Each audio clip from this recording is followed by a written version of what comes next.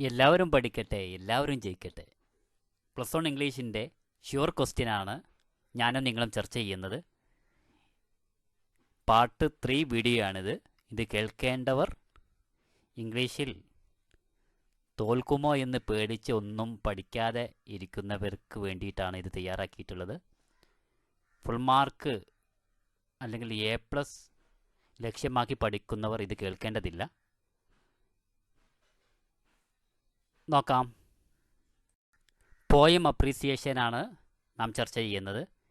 ഏത് പോയം ചോദിച്ചാലും അതിൻ്റെ അപ്രീസിയേഷൻ എഴുതാൻ വന്നാൽ ഈ സെൻറ്റൻസുകൾ ഉപയോഗിച്ച് കഴിഞ്ഞാൽ നിങ്ങൾക്ക് സുഖമായിട്ട് 7 മാർക്ക് ലഭിക്കും, അല്ലെങ്കിൽ 8 മാർക്ക് ലഭിക്കും. അതിന് നിങ്ങൾ എന്ത് ചെയ്യുക? എൻ്റെ കൂടെ പഠിച്ചു പോവുക. എൻ്റെ കൂടെ തന്നെ വേണം നിങ്ങൾ. എൻ്റെ കൂടെ പഠിച്ചു പോവുകയാണെങ്കിൽ പിന്നെ പഠിക്കലല്ല നമ്മുടെ ശൈലി, കൂടെ കൂടെ പഠിച്ചു പോവാം. പറഞ്ഞിട്ടുണ്ട് death is here and death is there. ഇത് എഴുതിയിട്ടുള്ളത് PB ഷെല്ലിയാണ്. ഇതാണ് നാം ഉദാഹരണത്തിന് എടുക്കുന്ന പോയം. തുടങ്ങില്ലേ? എൻ്റെ കൂടെ അല്ലേ നിങ്ങൾ? നമുക്ക് തകർക്കണേ. ഏത് പോയത്തിൻ്റെ അപ്രീസിയേഷൻ ചോദിച്ചാലും ഇതാണ് എഴുതേണ്ടത്. The poem dash is written by എന്ന് പറഞ്ഞിട്ട് ആ കവിതയുടെ രചയിതാവിൻ്റെ പേര് എഴുതുന്നു. ദ പോയം, ആ പോയത്തിൻ്റെ ഹെഡിങ് എഴുതുന്നു. The poem dash is written by, ആരാണ് അവിടെ, ഏതാണ് കവിത, കവിതയുടെ രചയിതാവിൻ്റെ പേര് എഴുതുന്നു. ഉദാഹരണം നോക്കാം. The poem death is here and death is there is written by PB Shelley. ഇനി വേണമെങ്കിൽ ഒന്നുകൂടെ വേണമെങ്കിൽ ചേർത്ത് കൊടുക്കാം ഇതിൽ. The famous poem death is here and death is there is written by PB Shelley. The famous poem death is here and death is there is written by PB Shelley. Okay അല്ലേ? എൻ്റെ കൂടെ തന്നെ വേണം കേട്ടോ. It is a good poem. It is a good poem. ഏത് appreciation വന്നാലും ഈ sentence ഉപയോഗിച്ചോ. It is a good poem. It has a good theme. It has a good theme. ഇതിന് നല്ലൊരു തീമുണ്ട്. ഈ കവിതയ്ക്ക് നല്ലൊരു തീമുണ്ട്. It has a good theme. എൻ്റെ കൂടെ പറഞ്ഞോ. It has a good theme. There are dash lines in the poem. ഉദാഹരണം എടുക്കാം. There are 11 lines in the poem. ഇനി 10 ലൈനാണ് ഉള്ളതെങ്കിൽ there are 10 lines in the poem. There are 10 lines in the poem. ഇങ്ങനെ എത്ര വരികളാണ് ഈ പോയത്തിൽ? 11 വരികളാണുള്ളത്. There are 11 lines in the poem. ഈ പോയത്തിൽ, ഈ കവിതയിൽ 11 വരികളാണുള്ളത്. പഠിച്ചില്ലേ? സത്യം പറഞ്ഞാൽ ഞാൻ ഈ അപ്രീസിയേഷൻ രാവിലെ എല്ലാ റെക്കോർഡും ചെയ്ത് കഴിഞ്ഞ് അവസാനത്തെ പേജിൽ വന്നപ്പോൾ അത് വീണ്ടും എന്തായി സ്റ്റക്കായി. പിന്നെ എനിക്കൊരു മടി, പിന്നെയും എഡിറ്റ് ചെയ്യേണ്ടി വന്നു. ഏട്ടാ, കുറച്ച് കഷ്ടപ്പാടുണ്ട്. നിങ്ങൾ എൻ്റെ കൂടെ പഠിക്കണം, എന്നാലാണ് അത് ഉപകാരമുള്ളൂ കേട്ടോ. ഓക്കെ. ഇനി ഇത് കാണുന്നവരാരാ സബ്സ്ക്രൈബ് ചെയ്യാത്തവർ? പെട്ടെന്ന് ചെയ്യേ, എന്നാലല്ലേ അടുത്ത വീഡിയോ നിങ്ങൾക്ക് പെട്ടെന്ന് ലഭിക്കുകയുള്ളൂ. സബ്സ്ക്രൈബ് ചെയ്യൂ കേട്ടോ. The poem begins with the line. ഈ പോയം, ഈ കവിത തുടങ്ങുന്ന വരികളാണ് ഇനി എഴുതേണ്ടത്. The poem begins with the line. ഈ കവിത തുടങ്ങുന്നത് death is here and death is there എന്ന വരികളിലൂടെയാണ്. അപ്പോൾ ഈ പോയത്തിൻ്റെ ആദ്യത്തെ വരിയാണ് എഴുതിക്കുക. The poem begins with the line എന്ന് പറഞ്ഞിട്ട് ഈ പോയത്തിൻ്റെ ആദ്യത്തെ വരിയാണ് എഴുതി വെച്ചോ. എഴുതി വെച്ചില്ലേ? The poem ends with the line. അപ്പോൾ പോയത്തിൻ്റെ ആദ്യത്തെ വരി എഴുതി വെച്ചു. ഇനി അടുത്ത സെൻറ്റൻസ് ആണ് the poem ends with the line. ഈ പോയത്തിൻ്റെ അവസാന വരി ഏതാ? Dust climbs dust and we die too. ഇതാണ് അവസാനത്തെ വരി. ഇതൊരു ഉദാഹരണം കൊടുത്താണ്. ഇതെന്നെ ചോദിക്കണമെന്നില്ല. ഏത് പോയാണ് ചോദിക്കുന്നതെങ്കിൽ അതിൻ്റെ അവസാനത്തെ വരി എടുത്താണ് എഴുതിക്കോ. The poem ends with the line dash.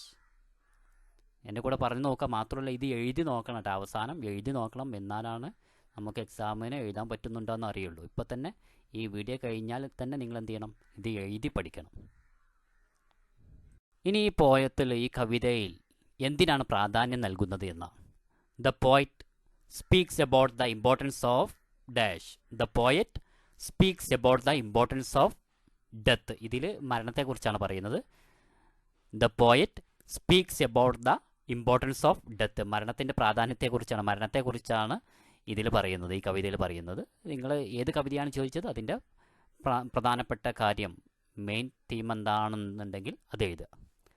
The poet speaks about the importance of dash it reminds us of.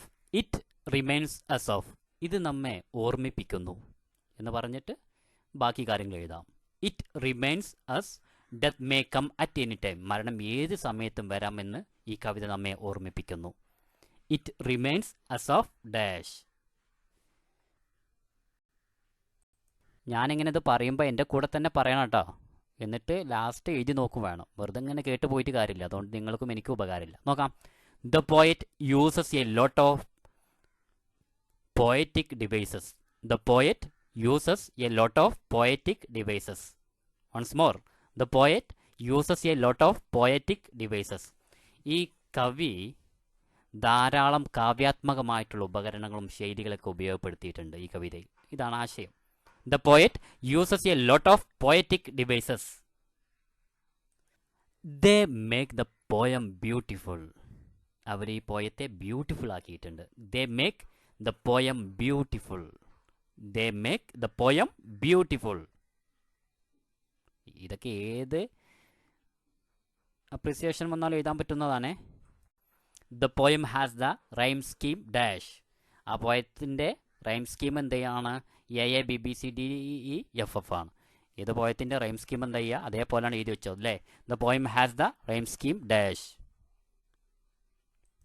The poem conveys a great message.